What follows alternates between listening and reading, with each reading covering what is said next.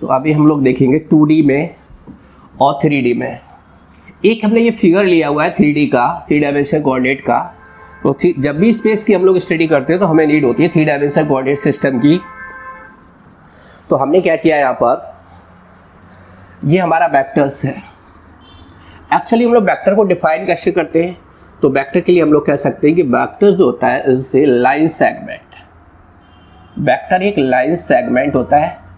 For example ये कोई line हमारे पास, इसको मैंने यहाँ से कट किया तो ये वाला जो पार्ट है हमारे पास, ये सेगमेंट बना, इसमें मैंने डायरेक्शन शो की है तो ये मेरा वेक्टर बन गया। वेक्टर में ये जो चीज़ होती है इसको हम लोग हेड बोलते हैं, और ये जो बैक का साइड है इसको हम लोग टेल बोलते हैं। अब वेक्टर को हम लोग रिप्रेजेंट कैसे करते हैं, तो अगर हमें 2D में रिप्रेजेंट करना है, रिप्रेजेंट इन 2D। 2D का मतलब है 2 डायमेंशनल कोऑर्डिनेट। तो 2 डायमेंशनल कोऑर्डिनेट का मतलब है जैसे कि अभी हम लोगों ने एक्सिस बनाया हुआ था, यहाँ पर कोई पॉइंट है प्लेन के अंदर और इसके कोऑर्डिनेट है AB। तो दिस मीन्स दिस इज, हमने एक परपेंडिकुलर ड्रॉ किया है, ये A डिस्टेंस है, x axis, toward the x axis we consider the unit vector I, and similarly toward the y axis let the unit vector J। तो इसके हमें ये जो डिस्टेंस हमारी होगी ये हमारी वेक्टर को रिप्रेजेंट करेगी, वेक्टर A को, और इसको वेक्टर R से भी रिप्रेजेंट कर सकते हैं। वेक्टर R इक्वल हम लोग लिखेंगे, ये जो हमारा है x कोऑर्डिनेट है और ये y कोऑर्डिनेट है, तो x को मल्टीप्लाई करेंगे हम I में तो ये हो जाएगा AI, और सिमिलरली जो y कोऑर्डिनेट है वो पैरेलल टू द z, या ये हमारा y एक्सिस के पैरेलल में है, j कोऑर्डिनेट तो हो जाएगा BJ। तो ये हमारा रिप्रेजेंटेशन रहा वेक्टर का 2D में। सिमिलरली अगर हम किसी वेक्टर को 3D में रिप्रेजेंट करना चाहें तो 3D का हमारा ये फिगर होता है, दिस इज x एक्सिस और ये y एक्सिस है और ये z एक्सिस है। Toward the x axis unit vector consider I, अब for toward the y axis j और z एक्सिस k। तो अभी हम लोग यूनिट वेक्टर के बारे में भी देखेंगे क्या होता है। तो सबसे पहले लेते हैं ये कोई पॉइंट है हमारा जिसके कोऑर्डिनेट ABC है। जिस तरह से मैंने फैन का बॉटम कंसीडर किया था, तो हम पहले A यूनिट आए थे हम लोग x एक्सिस पर, फिर V यूनिट हम लोगों ने parallel to the y axis, फिर C यूनिट हम लोग ऊपर उठे हैं parallel to the z axis. तो हमारा जो रिजल्टेंट वेक्टर बना वो ये बना, ओरिजिन से up to this point, that is consider P point. तो जो OP है इसको हम लोग लिखते हैं R वेक्टर से, और इसको इस तरह से डिफाइन करेंगे AI plus VJ plus CK। तो ये हमारा 3D का वेक्टर बना।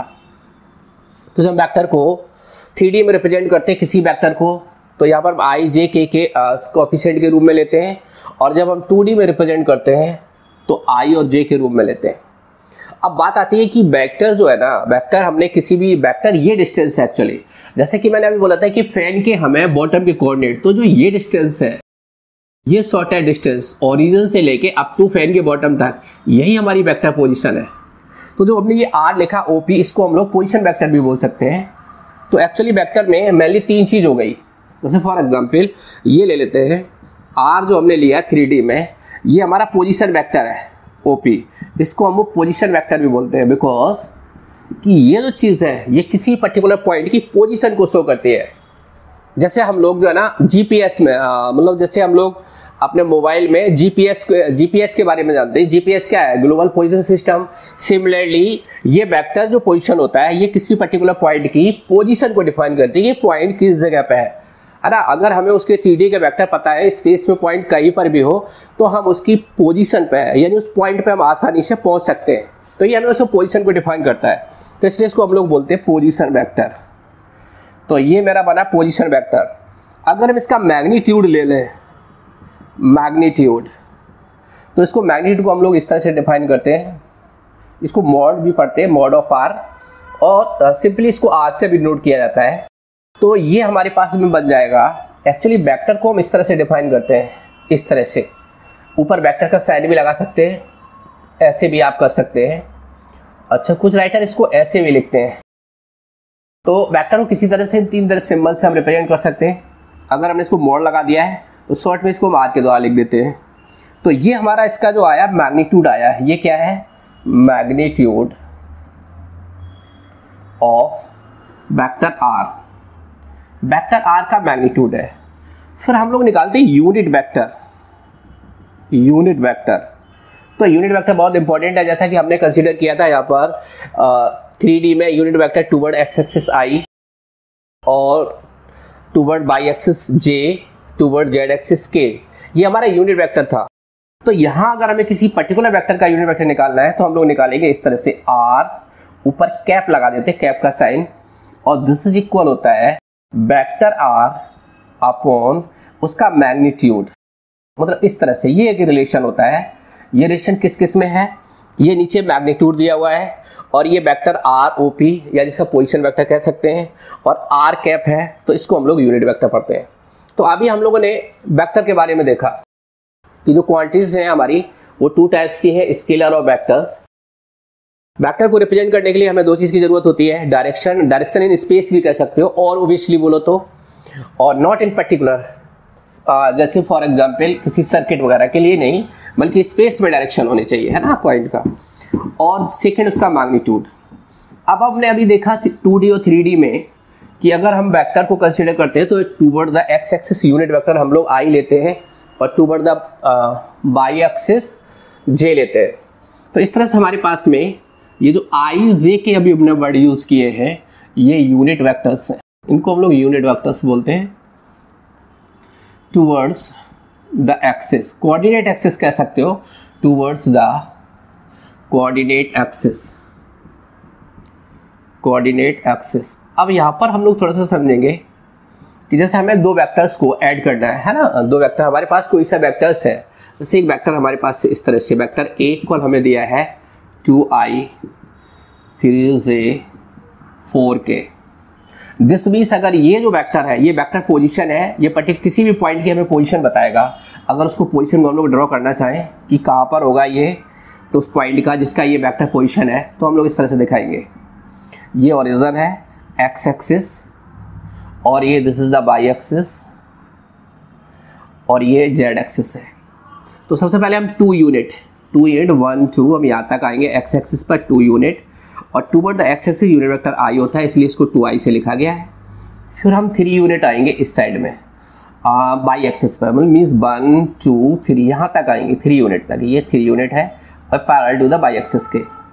अब सिमिलरली ये हमारा 4 यूनिट है, इसको हम 4 यूनिट ऊपर उठेंगे, 3 यूनिट से ऊपर जाएंगे कितना, 4 यूनिट। तो जिस पॉइंट के ये पोजीशन वेक्टर हमको गिवन है, वो पॉइंट किस पॉइंट पर मैं पहुंच जाऊंगा, हमें पहुंचना 4 यूनिट, मीन्स 1 2 3 4, ये वाला पॉइंट है। तो ये वाला जो पॉइंट होगा P, इसके कोऑर्डिनेट अगर हम लिखना चाहें तो सिंपली इसको हम ऐसे लिख सकते हैं 2 3 4। और जब इसको वेक्टर पोजीशन में शो करना चाहें तो जो ये डिस्टेंस हमारे पास बनी OP, तो जो OP हमारे पास है, इसी को हम R के द्वारा लिखेंगे, और वो किस तरह से हो जाएगा 2i, तो लिख दिया 2i, similarly 3j, by axis की तरफ unit vector j, toward the Z axis unit vector k, तो ये बन जाएगा 3j प्लस 4k, इस तरह से। तो ये अभी हमने वेक्टर की पोजीशन से, वेक्टर की पोजीशन से किसी भी पॉइंट की पोजीशन को हम लोग ने समझा कि उस पॉइंट पर कैसे पहुंच सकता है। तो जब भी हमारे हम लोग स्पेस में स्टडी करते हैं किसी पर्टिकुलर पॉइंट की या किसी भी थिंग्स की जो स्पेस में है, स्पेस में लाई कर रही है, तो उसके लिए मुझे 3D की जरूरत होती है, और वेक्टर की इस पोजीशन से हम उसकी स्टडी कर लेते हैं कि पार्टिकल या कोई पर्टिकुलर थिंग्स है वो किस जगह पे है। तो अब हम लोग आते हैं कि वेक्टर का एडिशन एंड सब्ट्रैक्शन और मल्टीप्लिकेशन। तो वेक्टर किस तरह से हम लोग देखते हैं, तो नेक्स्ट पॉइंट हम लोगों का है इस तरह से है, वेक्टर एडिशन एंड सब्ट्रैक्शन। तो 2 पर्टिकुलर पॉइंट है। फिर हम लोग देखेंगे वेक्टर मल्टीप्लिकेशन। वेक्टर का बहुत इंपॉर्टेंट टॉपिक है फिजिक्स में, और बहुत सिंपल क्वेश्चन आते हैं। तो हम लोग देखते हैं किस तरह से। तो सबसे पहले हमने यहाँ लिखा vector addition and subtraction. 2 point को देखेंगे। सब्ट्रैक्शन, जनरली मान लो कोई भी एक हमारा वेक्टर ए है, ये पोजीशन इस तरह से है, और ये वेक्टर बी है, ये इसकी डायरेक्शन है, ये बी की डायरेक्शन है, और इन दोनों को मुझे ऐड करना है। तो पहले मैंने वेक्टर ए को ड्रॉ करेंगे इस तरह से, और फर्स्ट वेक्टर का हेड, सेकेंड का टेल हम इस तरह से रख देंगे, और ये जो हमारा बनेगा रिजल्टेंट वो हम लेंगे इनिशियल टू फाइनल। एक बार फिर से देखें इस पॉइंट को, और रिजल्टेंट जो बनता है वो इनिशियल टू फाइनल, मीन्स ये जो पॉइंट था हमारे पास में ओ पॉइंट ले लेते हैं, ये इनिशियल पॉइंट होता है हमारा। तो जो रिजल्टेंट जब हम लोग लेते हैं वो इनिशियल टू फाइनल लेते हैं, और ये हमारा था यहाँ पर फाइनल पॉइंट। इसको हम लोग टर्मिनल भी बोलते हैं, टर्मिनल पॉइंट। इस तरह से हम लोग वेक्टर का एडिशन ले लेते हैं। बट जब हम सबट्रैक्शन की बात आती है तो हम केस में क्या करते हैं, जो हमारा सेकंड वेक्टर है हमें a minus b find out करना है, तो इसकी हम डायरेक्शन चेंज कर देते हैं। जब डायरेक्शन चेंज कर देंगे तो वेक्टर हमारा नेगेटिव हो जाएगा। जैसे फॉर एग्जांपल a वेक्टर को मैंने एज इट इज रखा और b की जो डायरेक्शन थी अपवर्ड थी, मैंने डाउनवर्ड कर दी, मैग्नीट्यूड सेम रखा है, तो ये माइनस का b हो जाएगा मेरा वेक्टर। अब हम इन दोनों का अगर रिजल्टेंट निकालना चाहें तो इस तरह से निकालेंगे, vector a as it is है और b को मैंने इस तरह से रखा है, तो ये हमारा माइनस b है। यही वाला हम प्रॉपर्टी लगाएंगे तो ये वाला जो वेक्टर हमारा बनेगा इनिशियल टू फाइनल, ये पॉइंट को याद रखेंगे, इनिशियल टू फाइनल या इनिशियल टू टर्मिनल। तो जो ये वाली पोजीशन आएगी इसको हम लोग बोलते हैं a माइनस बी, बिकॉज जो b वेक्टर है वो हमारा नेगेटिव है, इसलिए हमारे मिल जाएगा ये a माइनस बी। तो ये था हमारा सबट्रैक्शन। बट अगर ऐसा हमारा 2D 3D में वेक्टर है, जिस तरह से इस तरह से लेट अस कंसीडर कोई भी एक वेक्टर लिया मैंने, वेक्टर a इक्वल इस तरह से है a1i, जनरली वेक्टर एक कंसीडर किया है a2j a3k, और वेक्टर b को अगर हमें लेना है तो हम लिखेंगे v1i। ये ऊपर में डॉट जैसा रखता है, इसको आप कैप समझना, क्योंकि ये यूनिट वेक्टर होता है, तो शॉर्ट में इसको डॉट रख देता हूँ, बल्कि ये है कैप। तो इस तरह से b3k, और मुझे निकालना है a प्लस b। तो हम लोग क्या करेंगे, i का जो कंपोनेंट है या i का जो कोफिशिएंट है वो i का कोफिशिएंट एक साथ ऐड करेंगे, मीन्स हमारे पास में इस तरह से बनेगा a1 प्लस b1, बाहर i आ जाएगा। सिमिलरली ये वाला वेक्टर यहाँ पर b1 है, ये b2 है हमारा, तो ये बनेगा a2 प्लस b2, बाहर j आ जाएगा। ऐसे सिमिलरली लास्ट वाला पॉइंट a3 प्लस b3, और ये हमारा k आ जाएगा। बट जब सबट्रैक्शन की बात आएगी तो सेम उसी तरह से सेकेंड वेक्टर को हम नेगेटिव करेंगे a माइनस b, तो यहाँ हमारा नेगेटिव माइनस का साइन आ जाएगा, a1 माइनस b1, ब्रैकेट के बाहर i रहेगा, प्लस यहाँ पर आएगा a2 माइनस b2, j रहेगा, फिर आएगा a3 माइनस b3, k रहेगा। ये मेरा सबट्रैक्शन का केस हो गया, ये एडिशन सबट्रैक्शन का। अब हम लोग बात करते हैं कि जो क्वेश्चन पूछता है वो किस तरह से पूछता है। तो पूछेगा कि find the angle between two vectors.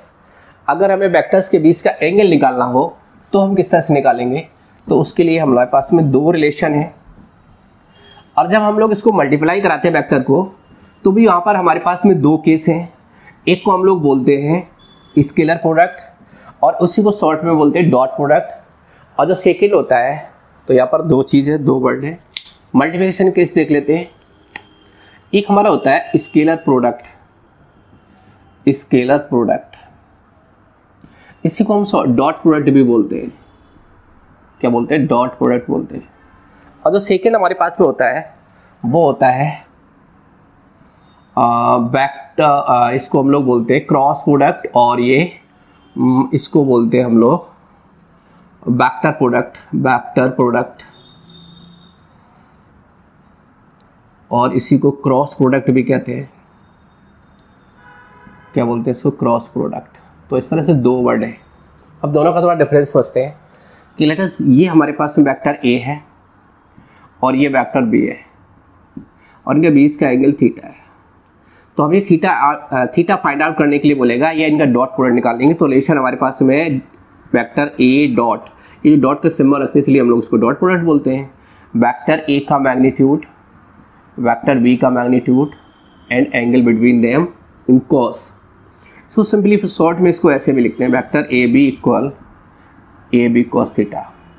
तो हमें क्वेश्चन पूछेगा तो अभी हम दिखाएंगे क्वेश्चन क्या है। वेक्टर प्रोडक्ट क्या होता है या क्रॉस प्रोडक्ट, तो similarly vector A this side में है और वेक्टर बी इसमें है, बीच का एंगल थीटा है।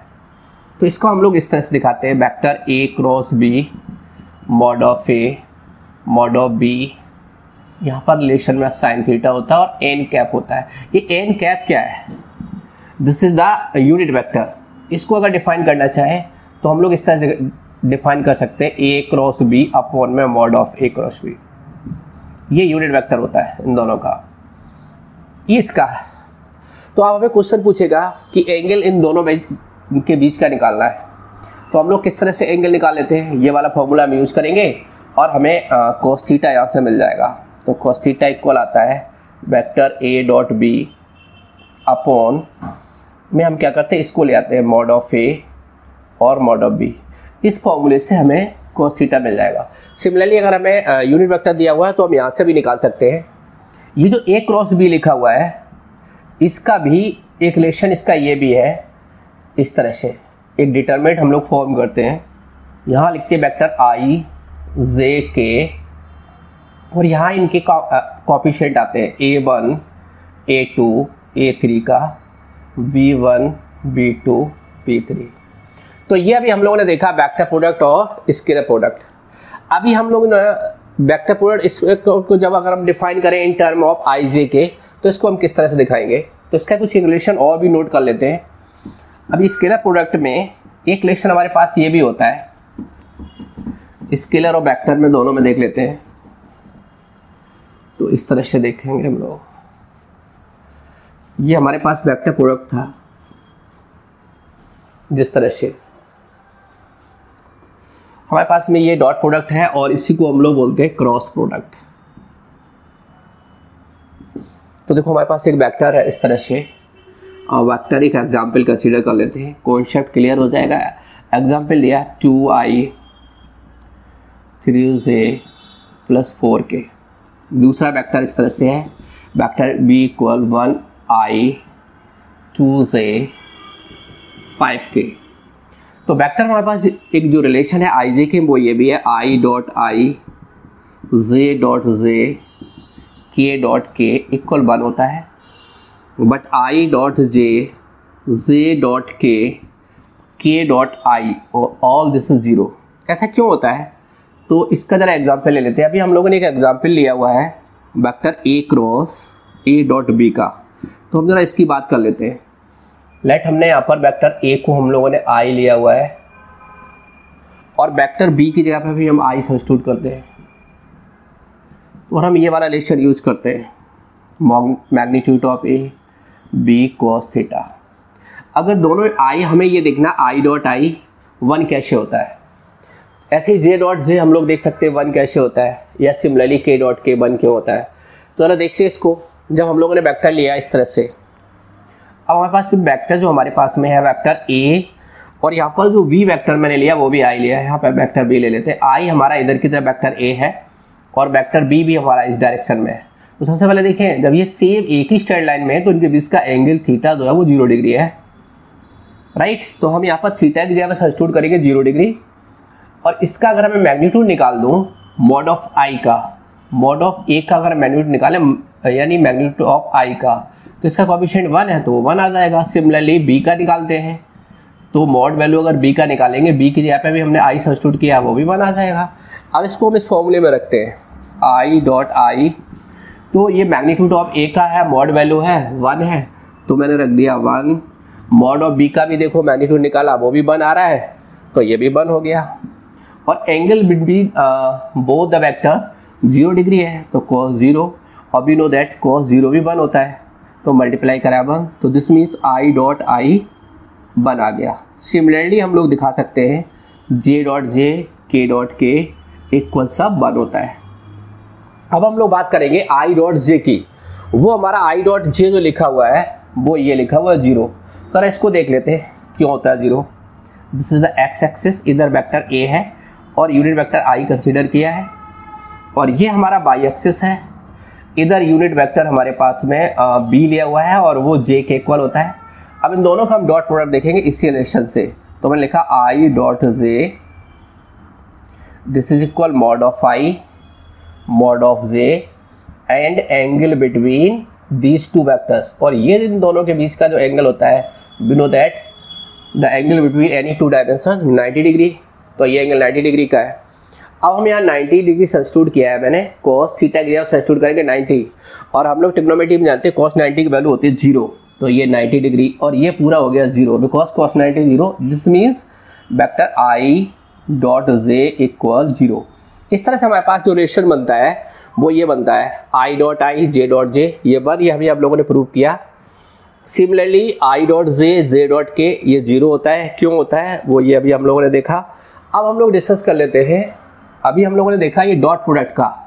सिमिलरली अब हम लोग देखने वाले क्रॉस प्रोडक्ट में। तो क्रॉस प्रोडक्ट का रिलेशन क्या होता है, पहले उस रिलेशन को समझते हैं और फिर उसका प्रूवमेंट देखते हैं। तो समझ इसको भी देख लेते हैं।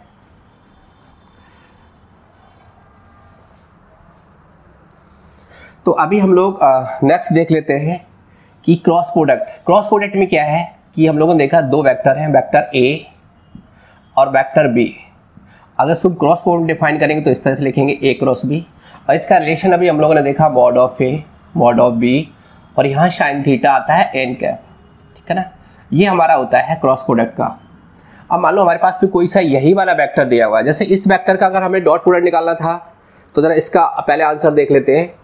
आई डॉट आई इसका 1 हो जाएगा, इसका देख लेते हैं। तो इसका पहले जो डॉट प्रोडक्ट निकलता था वो ये आएगा, आई डॉट आई 1 होता है तो 2 का 1 में मल्टीप्लाई करेंगे 2 आ जाएगा, प्लस जे डॉट जे 1 होता है, आई का अगर हम जे में मल्टीप्लाई कराएंगे तो 0 आएगा, आई का के में मल्टीप्लाई कराएंगे तो वो भी 0 हो जाएगा। तो ओनली आई डॉट आई आएगा, जे 3 का 2 में हो जाएगा 6 हो जाएगा। सिमिलरली 4 का 5 में होगा 20 हो जाएगा, और इन सबको हम लोग ऐड कर देंगे तो हमें मिलेगा ए डॉट बी इक्वल कितना बेटा 28। ये आंसर आ गया। अब थोड़ा सा हम लोग और समझते हैं। ये तो मैंने डॉट प्रोडक्ट निकाला है किसका, इसी को स्क्वायर प्रोडक्ट भी बोलते हैं, इन दो वेक्टर का जो मैंने एग्जाम्पल में कंसीडर किए हुए हैं। अब हमें अगर इनका निकालना हो क्रॉस प्रोडक्ट, तो हम क्रॉस प्रोडक्ट कैसे निकालेंगे। तो पहले क्रॉस प्रोडक्ट का रिलेशन देख लेते हैं। आई क्रॉस आई, जे क्रॉस जे, के क्रॉस के, इन सब की जो वैल्यू होती है वो होती है 0। कितना होता है 0। अब बाकी का कैसे होता है, तो एक सर्कल बना लेते हैं इस तरह से। इधर यूनिट वेक्टर आई, यहाँ पर जे लिया, यहाँ पर के लिया। तो पहले हम आई का क्रॉस जे के साथ देखते हैं। तो रिलेशन देखेंगे आई क्रॉस जे, आई क्रॉस जब जे लेते हैं तो के इक्विवेलेंट होता है। ऐसे ही सिमिलरली जे क्रॉस के लेना है, जे क्रॉस के तो आई के इक्विवेलेंट होता है, और के क्रॉस आई लेना है अगर तो के क्रॉस आई जे के इक्वल होता है। अब बट अगर इसका मैंने ऑर्डर चेंज कर दिया, जैसे फॉर एग्जांपल आई क्रॉस जे की जगह पे अगर आपने जे क्रॉस आई कर दिया इसको, तो यहाँ साइन नेगेटिव हो जाएगा, तो जे क्रॉस आई इक्वल माइनस का के। सिमिलरली के क्रॉस जे इक्वल माइनस आई। ऐसे ही आई क्रॉस अगर हम उल्टा करेंगे, रिवर्स ऑर्डर में ले लेंगे, तो साइन सबका चेंज हो जाएगा, नेगेटिव आ जाएगा। तो ये रिलेशन हमारे पास में है। इसका एक शॉर्टकट रिलेशन भी है जिसको हम लोग डिटरमिनेंट बना करके भी सॉल्व कर लेते हैं इस तरह से, तो उसको भी हम ले लेते हैं। तो आज में ये सब फॉर्मूला आपको मैंने बता दिया। नेक्स्ट क्लास में हम इसकी प्रॉब्लम्स करवाएंगे, जो IIT JEE और नीट में आई हुई प्रॉब्लम्स हैं वो प्रॉब्लम हम नेक्स्ट क्लास में आपको देंगे। तो इसका एक शॉर्टकट ये भी है, ए क्रॉस बी हमें निकालना हो तो हम इसको इस तरह से डिटरमिनेंट बना लेते हैं। यहाँ लेते हैं आई जे के, और यहाँ इनका coefficient A1 A2 A3, similarly इसका B1 B2 B3। अब जो हम लोगों ने पहले क्वेश्चन लिखा हुआ था उस क्वेश्चन का हम इस तरह से क्रॉस प्रोडक्ट भी निकाल सकते हैं। एक एग्जांपल ले लेते हैं। मान लो मैंने वेक्टर ए को लिया हुआ है इस तरह से, आई प्लस 2j माइनस के, और वेक्टर बी लिया हुआ है मैंने 2i plus 3j plus 4k, इस तरह से लिया। हमें क्या करना है, इसका क्रॉस प्रोडक्ट निकालना है। बहुत इंपॉर्टेंट है, बहुत आता है, आगे भी इससे रिलेटेड चीज़ें हैं, बहुत सारी चीज़ें हैं। वेक्टर इसके लिए बहुत इंपॉर्टेंट टॉपिक है। तो सबसे पहले मैंने क्या लिखा, आई जे के, और इसके कोएफिशिएंट रखेंगे। यहाँ A1 लिखा हुआ है, A1 का कोएफिशिएंट 1 है तो 1 आ गया। A2 देखेंगे हम लोग 2 दिया हुआ है तो 2 लिख दिया। A3 देखेंगे, A3 की जगह पे यहाँ पर देखो माइनस का साइन लगा हुआ है, तो ये यहाँ पर कुछ भी नहीं होगा तो -1 कंसीडर करेंगे, -1 हो गया। अब सिमिलरली देखो B1 देखेंगे 2 हो गया, और B2 देखेंगे तो 3 हो गया, और ऐसे B3 अगर हम लोग निकालना चाहें, B3 है ये, तो ये 4 हो गया। अब हम लोग इसको डिटरमिनेंट को सॉल्व कैसे करते हैं, तो जो डिटरमिनेंट का सॉल्यूशन होता है वो इस तरह से होता है। एक बार आज देख लेते हैं। आसान है बिल्कुल। पहले हम आई को कंसीडर करते हैं और ये वाला जो आई वाला कॉलम और ये रो इसको छोड़ देते हैं। ये रो हम छोड़ देंगे और ये कॉलम छोड़ देंगे। हम इसका मल्टीप्लाई इसमें लेंगे, 2 4 8 माइनस इसका मल्टीप्लाई जब नीचे से लेते हैं तो साइन नेगेटिव करते हैं। तो वैसे माइनस का 3 हुआ, बट माइनस साइन ऑलरेडी नीचे से कंसीडर किया जाता है, तो ये प्लस का 3 हो गया। इस तरह से हमने इसको आई के लिए कोएफिशिएंट मैंने ले लिया। अब सिमिलरली हमें जे देखना है। डिटरमिनेंट का जो हम सिंबल यूज करते हैं वो ऑलवेज इस तरह से आता है, पॉजिटिव नेगेटिव ऑल्टरनेट आता है। ये इसका सिंबल का पैटर्न होता है, तो इसको कंसीडर कर लेंगे। तो सेकंड पॉइंट पे हम आ रहे हैं। पहले मैंने आई लिया था तो पॉजिटिव सिंबल रखा था इसके आगे, अब हमें जे लेना तो नेगेटिव आएगा साइन, तो मैंने माइनस का जे कंसीडर किया और फिर ब्रैकेट यूज़ किया। अब हम क्या करेंगे, ये वाला रो छोड़ेंगे और दिस कॉलम छोड़ेंगे। मीन्स अब हम जो मल्टीप्लिकेशन हमारा आएगा वो इस तरह से आएगा। किस तरह से आएगा, वो हम मल्टीप्लिकेशन जो लेंगे वो लेंगे इस तरह से। जे का कॉलम छोड़ेंगे हम, 1 का 4 में मल्टीप्लाई तो ये 4 हो जाएगा, 1 का 4 में, और इसका जब इधर लेंगे तो ये नेगेटिव लेंगे, तो ये माइनस का 2 हुआ है, बट ऑलरेडी नीचे से नेगेटिव होता है और माइनस 1 ऑलरेडी है तो प्लस का 2 हो जाएगा। अब सिमिलरली हम के लेते हैं, तो जब के लेंगे तो हम ये वाला लास्ट कॉलम छोड़ेंगे और ये रो आई जे का छोड़ेंगे। 1 का 3 में मल्टीप्लाई कराएंगे, 3 आएगा, माइनस 2 2 4। तो इस तरह से इसका हमें जो क्रॉस प्रोडक्ट मिलेगा वो मिलेगा कितना, हाउ मच 11 आई और ये माइनस 6 जे और ये कितना माइनस का के। ये इस तरह से हमने इसका क्रॉस प्रोडक्ट निकाल दिया है। किसका, ये जो हमें गिवन वेक्टर्स थे। तो आज हम लोगों ने वेक्टर्स के बारे में जाना और हमने देखा जो क्वांटिटीज है वो 2 टाइप्स की, वेक्टर और स्केलर। वैसे जनरली ये कहा जाता है कि जो वेक्टर होता है उसमें मैग्नीट्यूड डायरेक्शन बहुत हो, बट इस पॉइंट को याद रखना, लोग एक्सेप्शन में देते हैं कि करंट भी एक डायरेक्शन में फ्लो होता है बट वो स्केलर होता है। तो क्योंकि करंट जो होता है एक पर्टिकुलर सर्किट में फ्लो होता है, not in general space direction. तो एक स्पेस में कोई भी डायरेक्शन हम किसी वेक्टर की ड्रॉ कर सकते हैं अगर वो डायरेक्शन हो और उसका मैग्नीट्यूड तो वेक्टर क्वांटिटी है। फिर हम लोगों ने देखा वेक्टर का एडिशन और सब्ट्रैक्शन, और अभी हम लोगों ने देखा वेक्टर का मल्टीप्लिकेशन। तो मल्टीप्लिकेशन में या प्रोडक्ट का ये 2 तरह के प्रोडक्ट हैं, एक वेक्टर प्रोडक्ट और एक स्केलर प्रोडक्ट, और दोनों के मैंने एक एक एग्जांपल आपको दे दिए हैं। नेक्स्ट क्लास में हम इसके क्वेश्चन करवाएंगे और वो क्वेश्चन कराएंगे जो नीट या IIT JEE में पूछे गए हैं। Thank you to all of you.